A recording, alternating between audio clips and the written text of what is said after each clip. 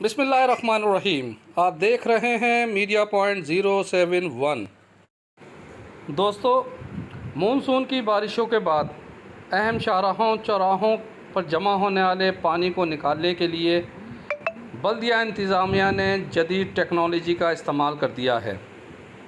ये मेहनतकश आपके सामने देखें, मिलिट्री रोड कमिश्नर ऑफिस के सामने जदीद मशीनरी से पानी को सड़क से साफ़ कर रहे हैं। गुज़श्ता रोज़ मुख्तसर होने वाली बारिश के बाद जमा होने वाले पानी को ये निकालने के लिए मेहनतकश जदीद टेक्नोलॉजी का इस्तेमाल कर रहे हैं।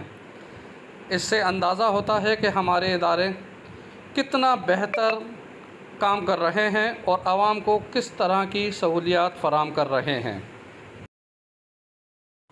ज़रूरत इस बात की है, ज़िला महकमा पब्लिक हेल्थ, बल्दिया इंतज़ामिया, मिलिट्री रोड समेत शहर भर की शाहराहों पर जमा गंदे पानी को निकालने के लिए जदीद मशीनरी का इस्तेमाल करके ताकि शहरियों को दरपेश मुश्किलात का ख़ात्मा हो सके। Parvez Khan, media point 071, commissioner office Sukkur.